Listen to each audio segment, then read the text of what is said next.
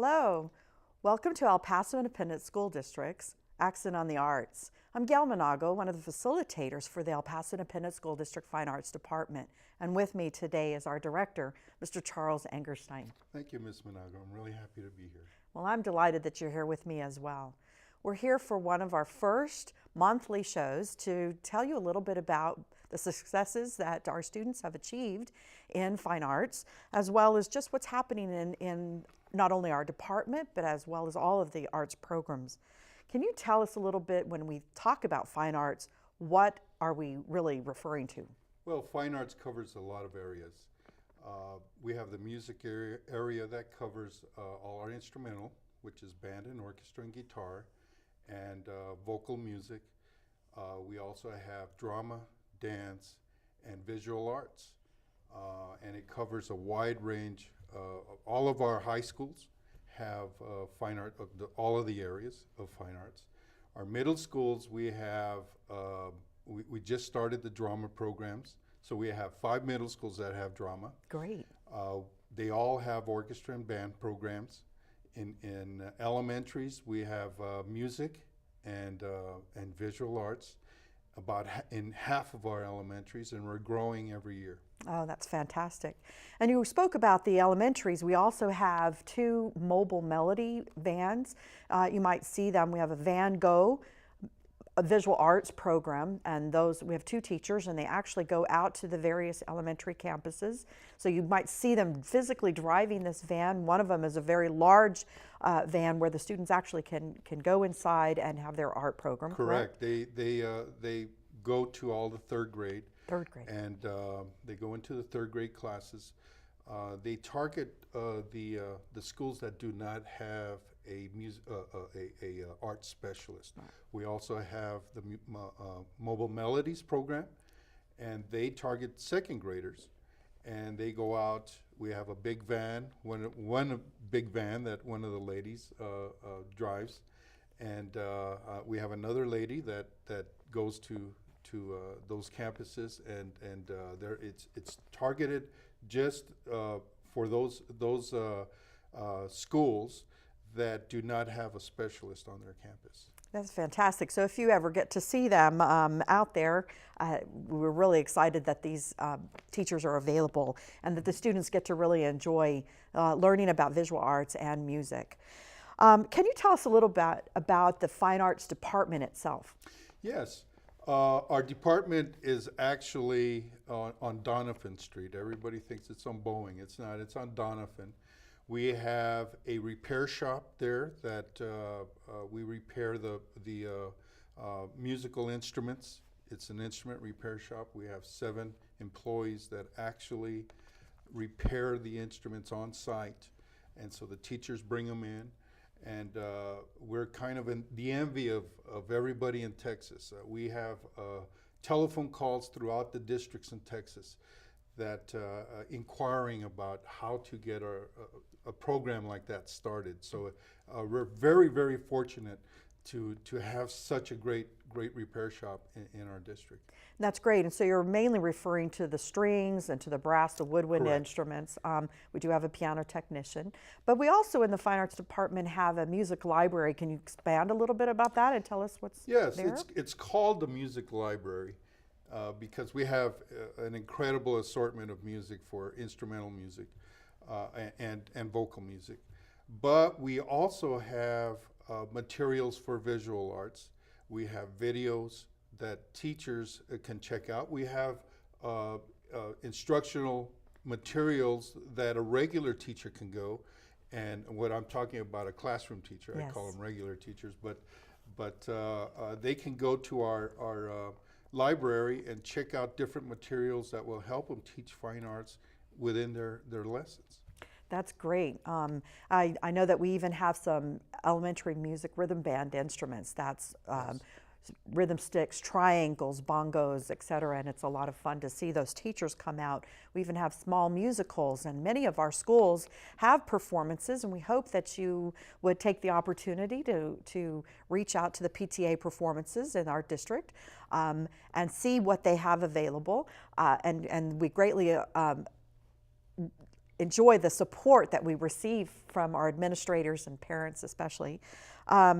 We also have programs that are going on through the year. Already the choirs, the bands, the orchestras in middle school and high school are participating in the Texas Music Educators All-Region competitions. Can you tell us a little bit about that? Well, they start out at the region level, and then they advance to the area, and then from area, our high school students can advance to state. And at the state competition, well, it's actually the performances, because they're incredible performances. It's the best in the state, and since Texas has the best music organizations throughout the nation, it's actually the greatest collection of young musicians throughout the nation and actually the world. So these performances are just incredible, and it starts out at the region level, and most of our departments have already had the region auditions. The concerts will be coming up in November, and in the second semester we'll be having our concerts. But it's very competitive, and it's a great honor for our students to be participating in these events. Fantastic. And I know that we had 5 students from Chapin, Franklin, Andrus, I believe, was Correct. one of them. But anyway, 5 of the students made the Texas Music Educators jazz bands, and Coronado, and 3 of them are actually going to compete via tape for the jazz band, and that's true for the orchestra division. They also do a lot of taped auditions, not actually face to face. Correct. They go to a recording studio, tape their audition excerpts, and then they send it to the state, where it gets judged, and that's where they choose the all-state. And our vocal and band, they actually do live auditions. So they go to Midland and Odessa and audition there right at the beginning of the second semester in January, and they choose the state participants at that audition. That's great. Well, in addition to the Texas Music Educators Association, we also have the University Interscholastic League, and they have their competitions as well. And part of that is the Marching Band Festival. And recently we held our district, El Paso Independent School District, band invitational. However, this was the first year we did something different, and it opened it up to other outlying districts.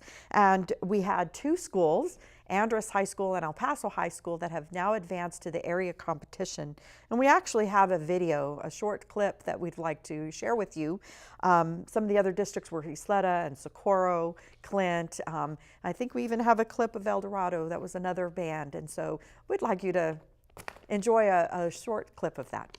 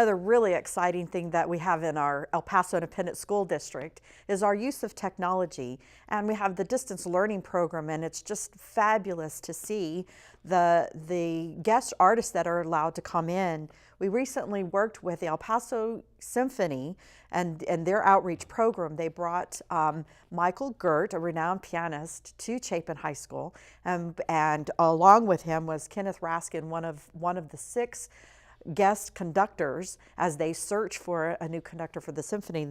They were there and gave a presentation to 5 other campuses, and we're just delighted and thank El Paso Symphony for giving us the opportunity to see these individuals and to know what the students can accomplish should they continue diligently with their study in the arts and so on. So we have another video that we'd like to share with you about this wonderful outreach program. We hope you enjoy.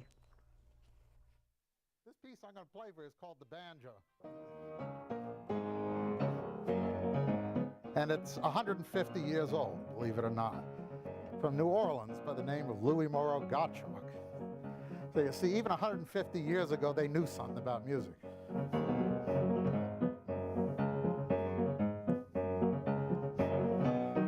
Now, you may wonder, what's it like to go all over and play concerts? In some ways, it's great fun. You get to meet a whole lot of people, and really some of the most fun experiences have been with young people such as yourselves. I always learn a lot. Now, the piano is not like the clarinet or the trumpet or the violin, where you take it with you. You get to play your own instrument. With the piano, you obviously are at the mercy of whatever instrument happens to be on location. Now, these instruments vary from absolutely beautiful to barely even in working condition. And yet nobody cares. They're not interested in excuses. They want to have a concert. My question to you is if you play any other instrument besides the piano. I first started on the violin when I was 8 years old. The violin turned out to be too difficult for me. I just didn't have any talent for the violin. And so I decided one day to try the piano. It was a little bit easier. And so I decided to stick with it. But also when I was in high school, the high school orchestra conductor needed a bass player and asked me if I'd be willing to take the instrument home, figure out how to play it, and play in the orchestra. And I did that. It was really a lot of fun. But I haven't played a bass in, well, you don't want to know how many years.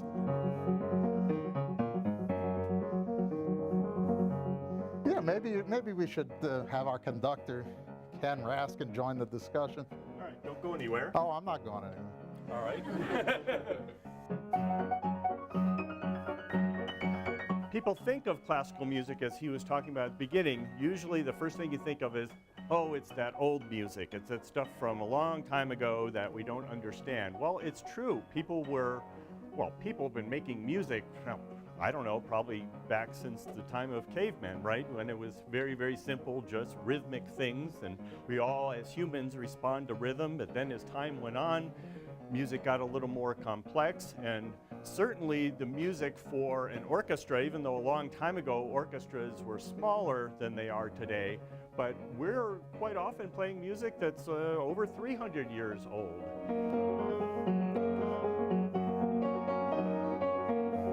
Musicians back then, were inspired, by their emotions or their feelings, just like artists of all kinds, to paint or do whatever, to express themselves through this wonderful medium called music. What's this called? It's a baton. The only thing this is for is a visual, especially in a large group. It's an extension of your hand so you can see motion. That's really the only reason we use it. Some conductors don't choose to use a baton. But since we have a delay, sometimes I'll use Happy Birthday and sing just as an example, but because we can't all participate, I'm going to ask Michael here to be my orchestra. We have not rehearsed this. I know nothing about how he plays Happy Birthday or whatever, and he has no idea. We haven't talked about it.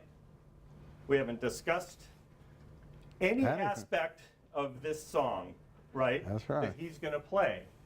So I could say to him, all right, Michael, see, this is what we're going to do. We're going to go about 60 miles an hour at the beginning. And let's start real, real softly. And then we're going to kind of speed up a little bit to about 75 miles an hour, and then you're going to get a little bit louder. But then I'm going to stop for a second, and then we're going to go on, and I can give them all these directions. Yeah, well, I'll forget most of that anyway while I'm playing. Pretty much, pretty much. So indeed, what I have to do is we have to communicate. And again, the group of 3 people, you were talking about how to begin we were talking about how to begin the piece, but there's all these different aspects that we have to communicate, and an orchestra will look to a conductor as well as listen and feel together, because we're making music together, but he and I are going to interact here. He's going to see what I'm doing and respond, and hopefully get the right message that I am giving him about playing Happy Birthday. So first of all, I need to kind of I could go a 1, a 2, a 1, 2, 3, Happy Birthday to you. I could do that. And of course, you know, rock bands are like a 1, 2, 3, 4, and you go and you set a tempo. We don't do that much in orchestras. It's just kind of not what we want to do. But I can do different things. I could just go.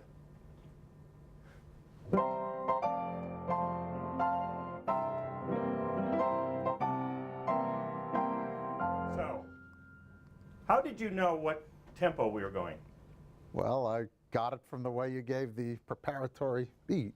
He gave a silent beat before I started. So there is a relationship to my body movement to the speed. It's easy. I can tap on the piano.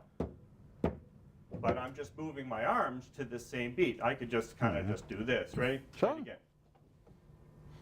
See how he's on every beat? That's what I'm doing. Thank you. Thank you. Now, how about a different tempo? Okay.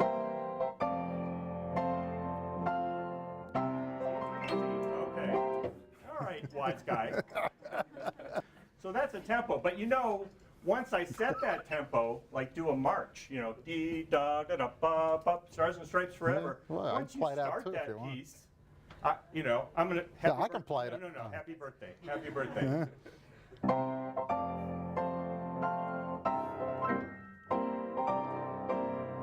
doesn't need me.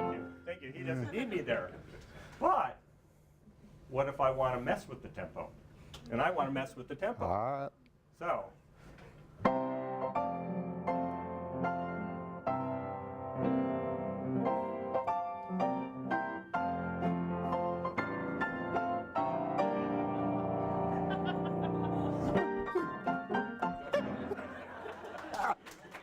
Hello, I'm Nathan Geimer, an 8th grade violist. I'd like to ask Mr. Gert and Raskin if when they go to different countries, do they have to learn the language or do they hire an interpreter? And Very whether interesting. the barrier of language helps or hurts the rehearsals? It can be challenging for having to speak very complex things. Maybe it's to one musician or something. Sometimes it can help with an interpreter.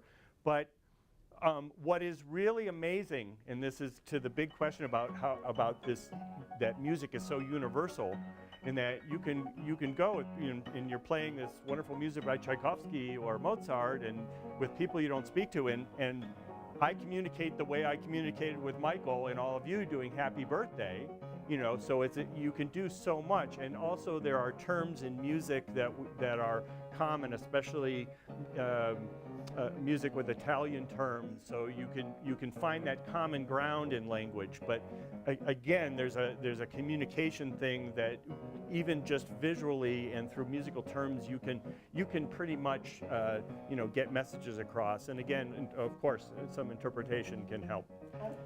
Well, it's been a pleasure doing this and a unique experience too. As I said before, in all the years I've been doing this, and it's more than you might imagine, I've never had the experience of doing it by video conference. I hope to do it again soon. It's been really great to meet with all of you from all the schools.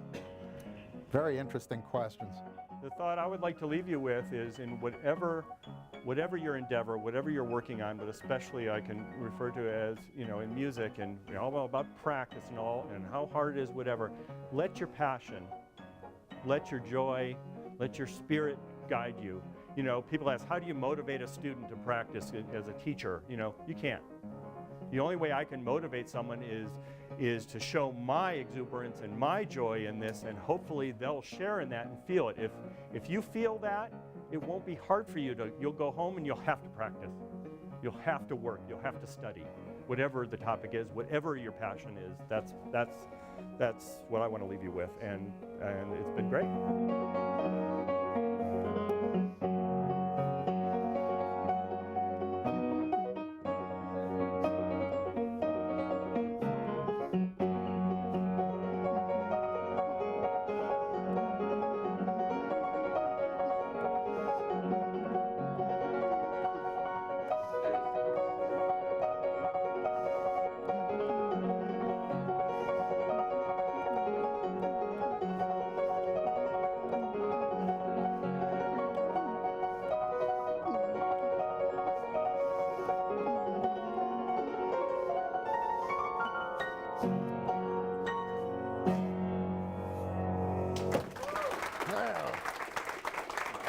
Thank you. On behalf of the El Paso Independent School District and our Fine Arts Department, I greatly thank you for joining us today. And thank you, Mr. Angerstein, for being here with me as well. We hope that you will try to look for other information about our district, and you can easily do that by going to our district's website, www.episdfineartsdepartment.weebly.com. Once you are there, you will see a ribbon and it says links, and you can go to vocal music, instrumental music, dance, theater, and find out more that's happening in our district. We hope that you've enjoyed our short visit to the Fine Arts Department and El Paso Independent School District Fine Arts programs. We will be bringing you more information in the months to come, and really hope that you will tune in and act like a fermata. Hold it right there, because we will be back. Thank you.